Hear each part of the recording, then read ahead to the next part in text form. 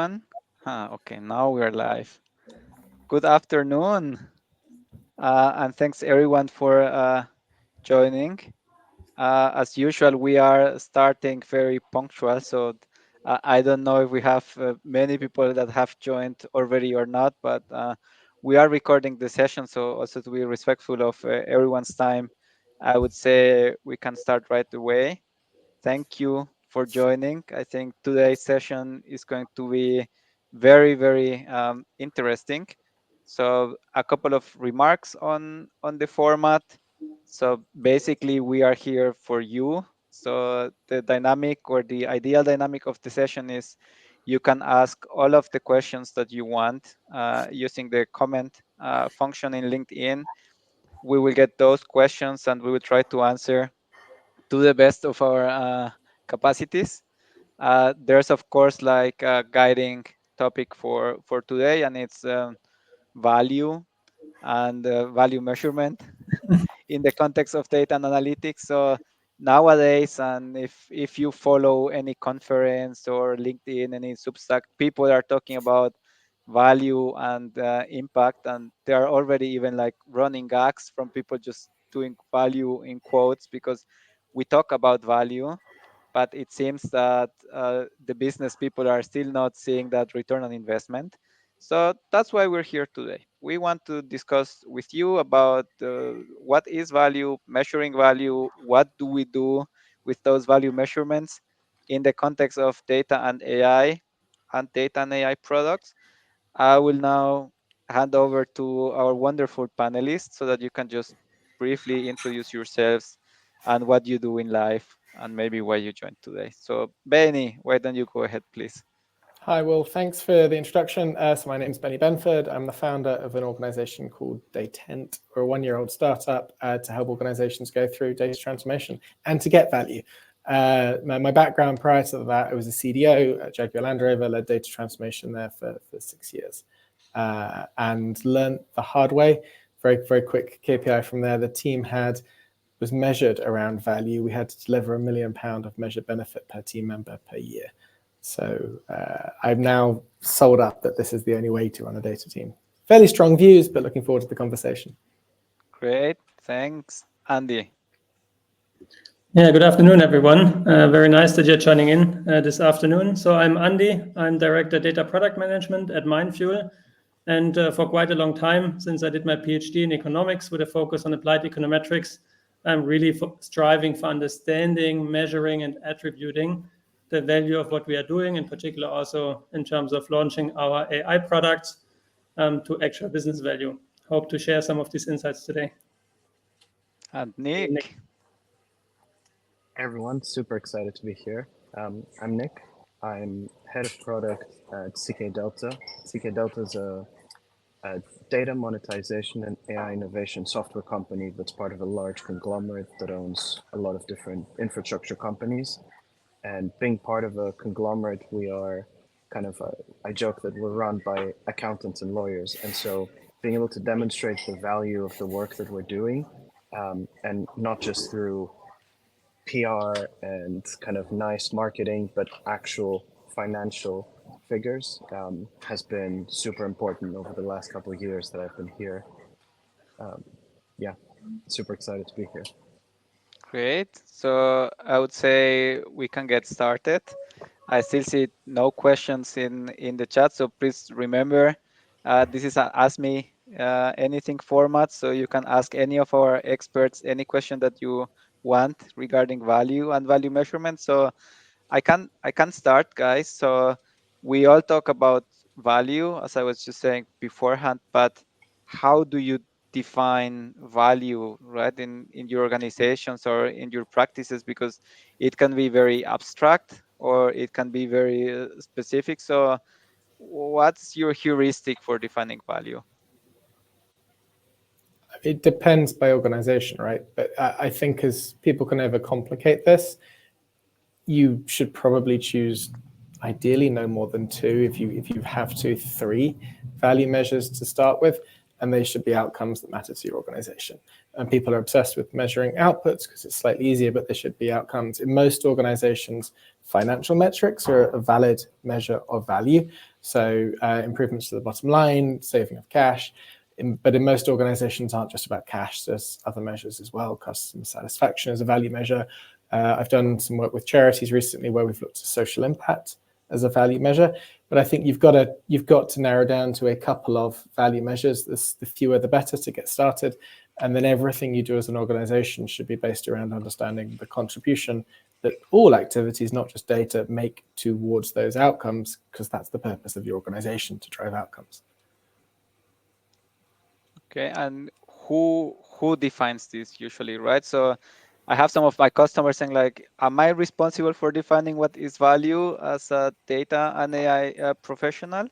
Or who should tell us what are these 2 or 3 metrics that everyone should try to contribute to? I think in a dream world, we get given it by the board, but I think that's very rarely true. So the data team can produce the straw man, but just produce a value measure and get people to argue with it. So if you take a financial one, let's stick with that charity example and say, look, we're not here just for financial measure. It's fine if people argue with you. They have to come up with a different value measure. So you start somewhere and then use your starting point as something for people to argue against. That would be my view. Nick, Andy, you can interrupt and jump in at any time, right? So it's this doesn't have to be a friendly debate. Disagree with me. No, I think actually, Benny, I fully agree. I mean, what we do at Mindfuel, or what we try to do with our clients when we come in with our value tree approach, is kind of together with the business define this metrics tree or this value tree and really find some small number of tangible metrics that you can actually understand and also relate to in terms of what are you doing and how do you expect these metrics then to move, rather than go for this very lagging bottom line financial metrics. So yeah, I think it's a collaboration very much between business and data right now to find tangible metrics on the one side that also data teams can work with and understand, but that are also actually then paying somehow finding their way into bottom line impact for the overall company. Yeah, I mean, I'm going to be boring and not really disagree because you guys are just hitting it on the nail. I guess a couple of thoughts to add. One is, I at least where I stand from, I'm seeing a shift from maybe revenue as a key metric to profitability or EBITDA or EBIT or whatever the most appropriate metric is in each context. That's partly because there's more pressure on costs, and so suddenly actually revenue is no longer as strictly correlated with your profit. But it's also because in a lot of businesses that we're maybe relying on things like cheap money or venture funding, those are relatively drying up. Now it's getting more important. And for me, very often what you see in data teams is the cost and the revenue is quite disconnected. And by cost here, I'm talking about the cost to deliver the data work rather than the overall cost of the business. Like, we're crunching through hundreds of thousands in our data platform, but we don't see that cost directly. So we just focus on the benefit in the best case where we are measuring the benefit we're delivering. That's something I've seen recently. And I, as the product manager, kind of go and say, hold on, like, I know I don't have P&L responsibility here, at least not always, but shouldn't we be trying to add up our costs and and the benefit we're bringing? Because in some cases, sure, we're bringing a big benefit, but actually the cost just that ends up getting passed to Microsoft or AWS ends up being either bigger in the worst case, or at least it takes up a big share of the benefit that you're looking to deliver. Yeah, That's my half-hearted attempt to be contentious. I agree with you, Nick. So return on investment per definition requires 2 inputs, right? Like the returns and the investments. And sometimes or nowadays we're focusing a lot on those returns, like the benefit side of the question. But I agree with you. If you know the investments or a proxy for the investments, then it's going to be hard to really prove the return on investment of everything that you're doing.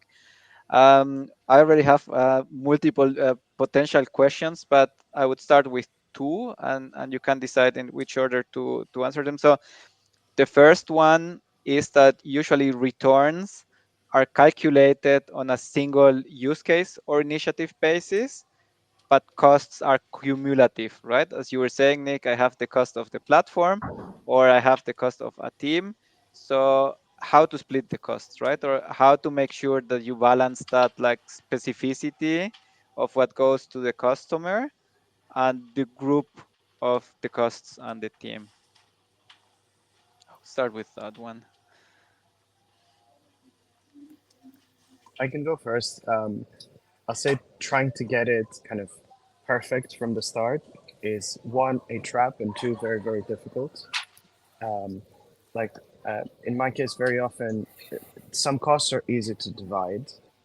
Maybe they take a lot of admin work. Like, for example, if I'm tracking people's time, I can know that, okay, on this initiative, we spent 2.6 FT days this week. On this one, we spent 0.2, whatever.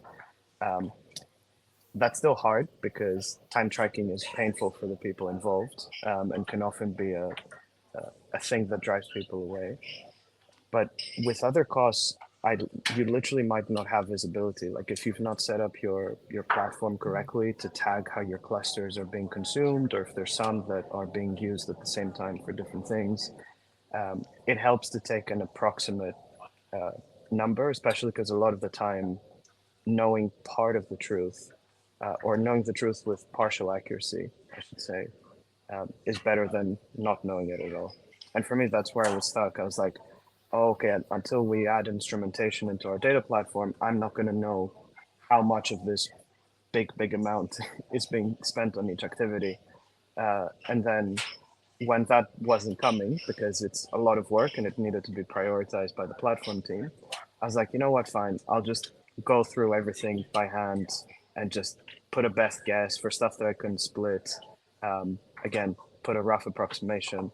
And that gave us a good enough number that you could then point to people and say, you know, up until now, we knew that the platform cost was very big in total, but no one really had an idea of how much was being spent for one country, for another, for one project, for a different product that we might have had. And bring those numbers to life really made people pay more attention and start thinking about ROI, even though in theory, everyone knew that our total bill was very high. I'll build on Nick's point. I think the precision is where a lot of data teams go wrong.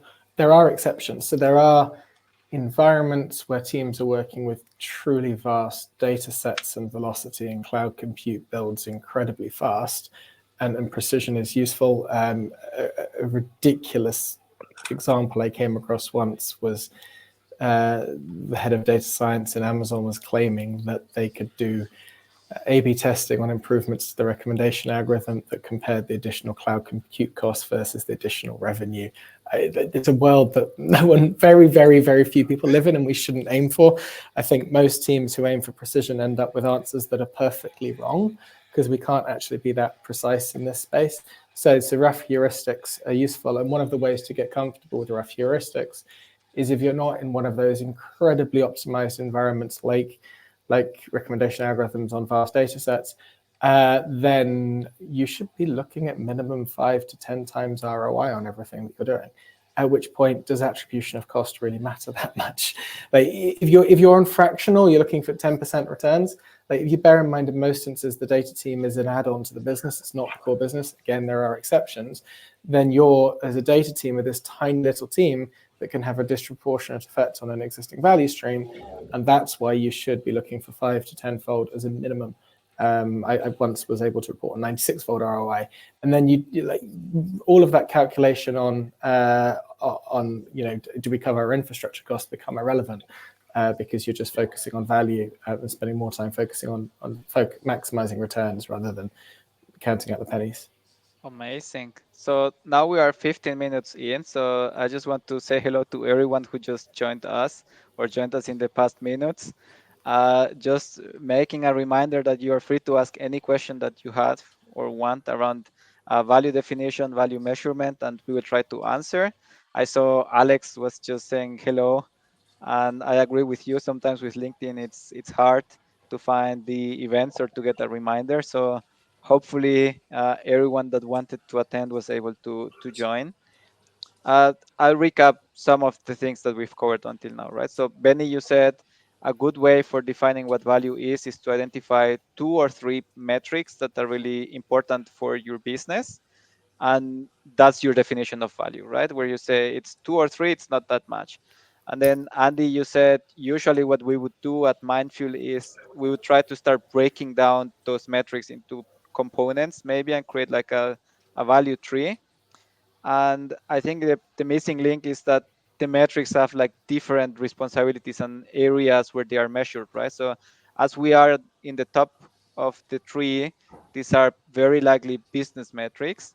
But as we go down, these are like more technical metrics, like your model accuracy or data quality. And a typical question that we always hear is, how can I explain to my business that we should invest in data quality, right? Or that whatever I did to make my model better is really, I know, making dollars, euros, pounds.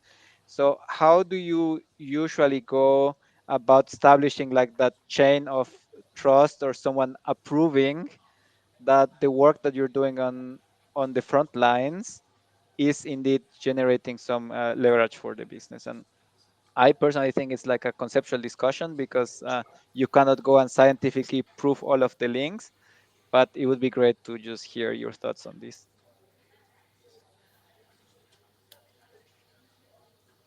Happy to jump in on that one again. I think high level, doing causality analysis is very expensive and time consuming. As long as a couple of the voices within the business are agreeing with your value calculation, it's good enough. If you can go to the board and say the data team agree with this calculation and benefit, the business team who own the metric do, and someone independent like finance do, that's good enough. In terms of how do you drive through change, the second you've got that kind of trio measuring value, you create accountability. And the reason why I think value measurement is so important for data teams is without value measures, all of the pressure is on the data team. The business is always able to go, you need to give me more information, you need to give me this, you need to give me that. The second you start having a value measure for, okay, we're looking at stock reporting and these actions have been taken to manage stock better and to free up cash, and we're all looking at this and it doesn't look like stock's gone down, but the data team's done what they said they would do, the accountability switches. Suddenly the business team is being put under pressure to go, well, you asked the data team to do this, now what have you done? And like, this is the real power of value measurement. It's there to hold the business accountable for their actions, and it takes a lot of the pressure off the data team. Maybe I can go on this one. I very much agree again with you here, Benny. I think often, I mean, the complication is really to bring together this lowest level of business metrics that you have, maybe with the technical metrics that you as a data team are moving, and really also make sure that there is a common understanding between business and data. How is the dependency between those? So I think oftentimes it would maybe also pay off if a data team could say, so we moved our technical metrics. There is a potential now to capture the value because we agreed on a certain relationship between technical metrics and first business metrics. So can we see it actually, or why not? So in particular, the accountability you have been raising. So I think one of the key aspects lies in linking those two layers together also on a metrics level. We tried it very often. I think it's not always straightforward. So if good cases, machine learning applications are very good candidate here, and then you have other topics more in BI, for example, where it's a little bit harder. But this is at least worth a discussion to have with the business and try to go for this accountability. Okay, And great. to build to that, for me, Yeah. you can do that. 100% agree that this is basically what I was going to say. For me, the really important thing is to try and do that before the work starts. Because of course, yeah, you can build the model and then see, okay, what kind of uplift do we think this operational metric is having on a financial metric? Like Benny said, that can be hard, but also you risk that you have basically picked the wrong thing to do. That maybe there's an operational metric that, yes, you can build a predictive model or an optimization model to improve. You can do that with success, but then the linkage between that and the business metric is detached. So for me, I use this all the time to decide what is it that we should be doing. Because if there isn't a clear mapping that we can make upfront as we think about the work that we can do between a commercial impact and, you know, interesting data science work, then I kind of go, okay, that doesn't mean we shouldn't do it, because maybe this operational metric is important. But especially if it's going to be the first thing we do with one of our sister companies or with a stakeholder, and we need to, you know, gain traction and prove that, okay, see, this work is paying for itself, and not just paying for itself, but like Benny said, you know, it pays for itself in multiples. There it makes sense to say, okay, let's go for something that's not just, you know, low-hanging fruit, it's relatively easy, it doesn't rely on super high-quality data, but also that we can tangibly see the impact and can get agreement up front that, yes, if you make my container terminal run 5% more efficiently, this is how many more ships I can get to call here. And this is the value of each container. Therefore, this is the 7, 8, 9-figure value you can bring me by having more ships, which is something that we did with one of our sister companies last year. Okay. Agree, and just add on that, like, because I think people listening, a really important point to make is this is hard, but appropriately so. If it was easy to identify business decisions, which if you did differently, improved the bottom line in your organization, improved customer satisfaction, you would kind of hope people have already done them. So I think we've got addicted as organizations to just always asking for these quick fixes of, can you do this tech app for me? Can you generate this report? And I'm going to be more informed, and magically that's going to create a different organization. And it stopped people thinking really hard around, like, probably what the most important question in any organization is, what are we here to do and how do we deliver it better for our customers and add more value? Like, those are really, really hard questions. So the second you start bringing in this in place, what value measurement in place, and getting good at it, you end up spending a lot more time, to Nick's point, thinking up front around, is this the right thing to do? And does this fundamentally help us do what we're here to do as an organization, to get shipping containers more efficient and arrive on time? Yeah. And those are really, really, like, these are hard questions. That's where your time should be spent. Actually going to design an algorithm, apologies, data scientists, data engineers, is relatively easy compared to how do we improve a business decision in a way that materially moves our organization forward. Incredibly difficult question. And that's where the time should be spent framing the business question, less so than the technical.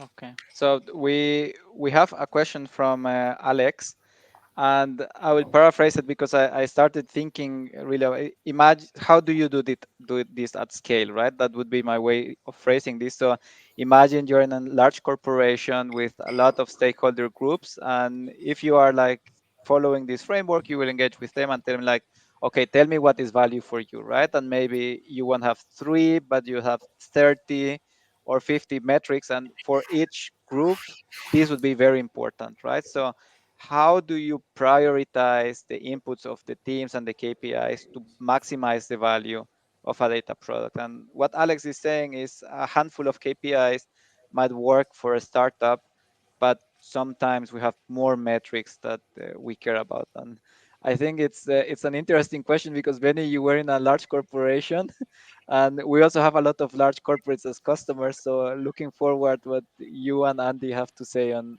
this one. I think most organizations have forgotten what KPI stands for.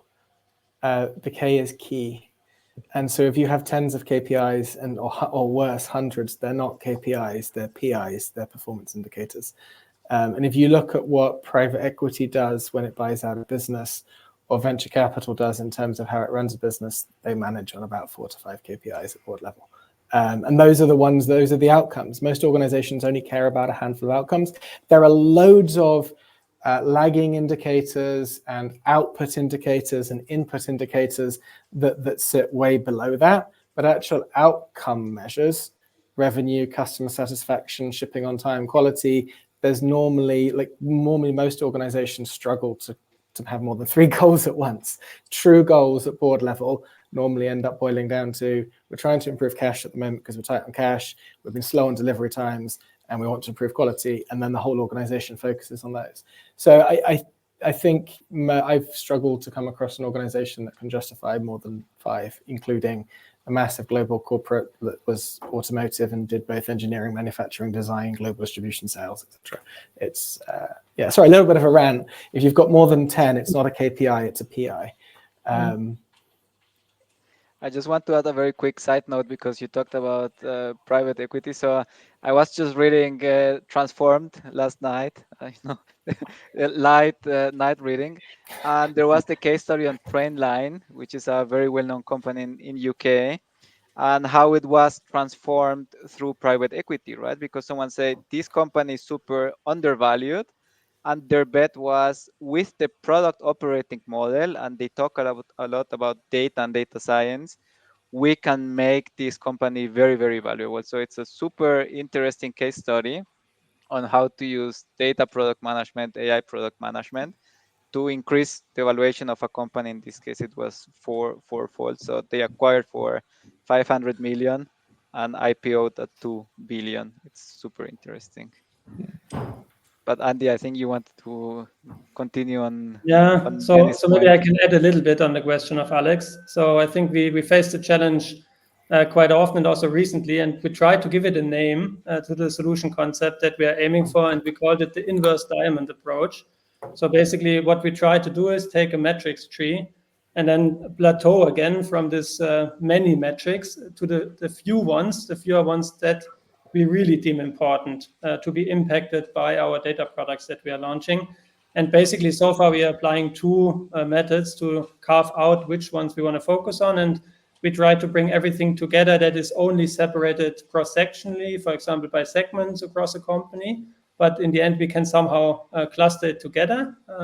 This is the first thing. And then second is we really go into the discussions with business, and coming from the three top line metrics, bottom line, sorry, that also Benny mentioned, we really try to find out which are the most important edges, right, coming down. So from the many, where are the edges really thick and heavily influencing then the lagging metrics? So we would focus on them because we want to, in the very end, have the impact on the bottom line, most importantly, and maybe not on the individual metrics of the different domains. Depends a little bit. And then there's also discussions and politics, and actually also the question of which metrics can you actually impact with a certain data product, or is it a different solution that you should go for, right? Cool.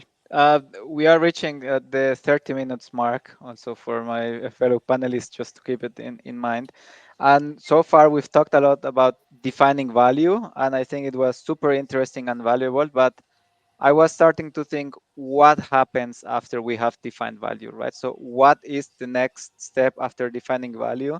And I was going to say we have to measure it, but then Nick, you said no, you use value for discovery, right? So the definition of value is not only helpful for you to measure afterwards, but it's going to help you define the right things to do.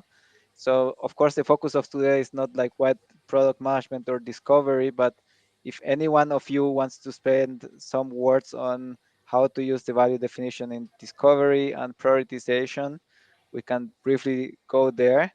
Otherwise, I would just move it towards value measurement. So once we have these trees and these metrics defined, how do we really measure this on a day-to-day basis, communicate it towards our stakeholders, and take actions based on it?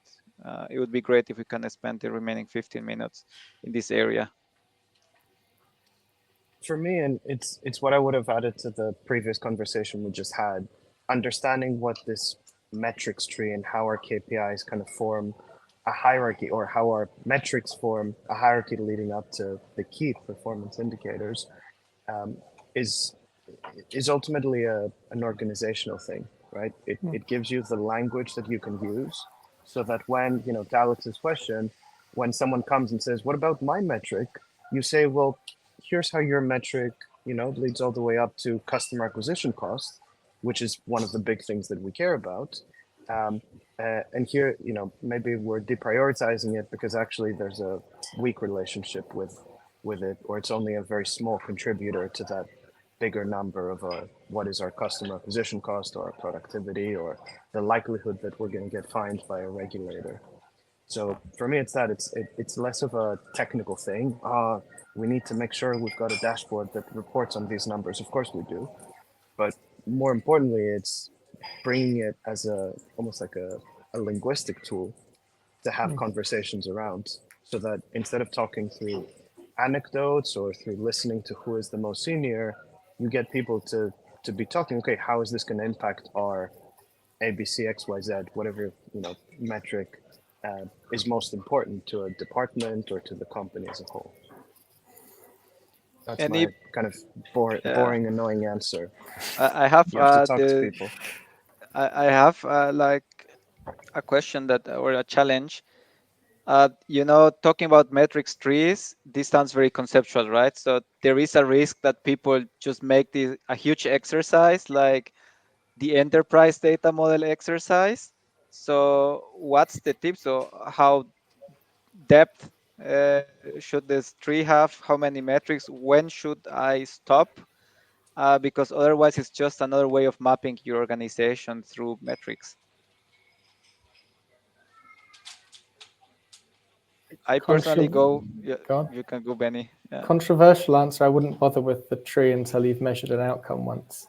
Like, you just start really, really simple. Until you've shown the ability for data to contribute to an outcome that a board member would agree is an organizational outcome, don't waste any time making it complicated. Achieve that and then build off there. Like that's your starting point. Think of yourself as a data leader, a bit like an entrepreneur. Until you can earn your first pound, don't spend time developing your product. Be going to your market and trying to earn your first pound. So to start there and that add on the complexity afterwards, it's I don't think you could call something a product without a value measure. So you start with that, and then to build on Nick's earlier question or answer, this then links to A, prioritization, because you've got the value measure at the beginning, but B, this is the foundation of how you start to do lean product. So you measure as you're going, and the reason value measures are so important is back to that point around it's really, really hard to get value. Lots of the ideas of how you will get value in an organization are through nobody's fault incorrect. Like, we have ideas that this is a good business idea, and if we're going to do this, it's going to result in value. The second you start to measure, you've got the ability to learn as an organization. And as long as you've got the right culture, you can then turn around and go, well, everyone thought this was a good idea and we've done this. We've measured it and it doesn't seem to have done much. So we close that project down and we stop it. That's part of kind of lean products, it's closed quickly. But also the other way around, occasionally you get those gems where you go, we've done this and my God, this has got huge potential. Now let's go to the board ASAP and scale this and deliver value. I wouldn't build metrics trees for a while. Cool. So as we were moving forward, how to measure, guys? I think this is also a topic where we can spend a lot of time, because I've seen everything. So I've seen people sending emails and asking everyone in the chain, so what was your metric? And I just put this together. I've seen, of course, A/B tests, so some typical answer, or just, okay, let's do like a logging and a tool, and let's put everything in Grafana, and then we take there. So what's your advice here? So how to start measuring, how to keep it simple? Because measuring and itself, and you said this already, Benny, like measuring can be a huge cost, a huge investment, right? If you want to do it right or scientifically, it might be more investment than the benefits that you're generating. So any advice on value measurement? I'll try to kind of not say everything in my mind on this and just pick my kind of number one tip, which is what I said earlier. Define the kind of exam rubrics up front, so that as you're writing the exam, in other words, as the work is unfolding, you've found something that's easy to measure. And when I say easy, I don't mean easy. I mean, one, doable, and two, easier than other ways.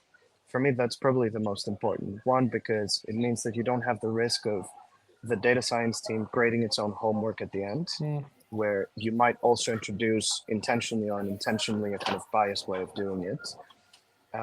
But also because it means, again, if you're stuck between, okay, do I build this BI dashboard, which will be used by someone that's going to make a decision, maybe a little bit better, that'll inform a different decision, like there's a very long chain going to the outcome versus something that's maybe less exciting, less sexy, maybe it's for a less senior person, but there's a more direct link that you can make between the outcome and what you're producing. You pick that partly because it's more likely to be successful, but also because you can measure it more easily. For me, again, I agree with Benny.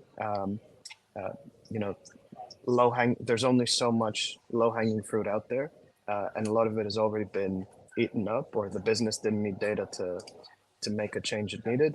But at the same time, I do think there's a lot of relatively low-hanging fruit, at least in many organizations, not everywhere. I agree with that, and building on the low-hanging fruit. My old boss used to say, "I want to spend more time feeding the pig than weighing it." So can you keep value measurement simple, please? I spend all of your time delivering the value, not measuring it. The measurement, like, unless you're in some odd situation, maybe investor related, where you need to report the figures in an auditable way to external investors, it's not there for that purpose. It's there for a relative measure. Is this project better than that project? Is this project worth us spending our time on, like, you know, to plus or minus 50%, maybe 100%?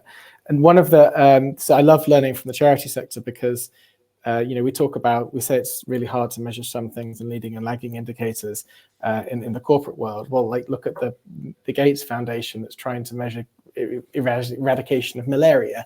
Like, you find proxies and you bring in accountants who are quite good at these things to find proxies of looking at things. Another good organization is Acumen, who it's another charity sector organization who spread money between different social investments to look at the biggest return. They have developed what they call the lean data method. It's a survey. They survey the recipients of social work, and they take that incredibly small data set to go, what did recipients feel was the most value-adding stuff? And then they know how to allocate their resources best.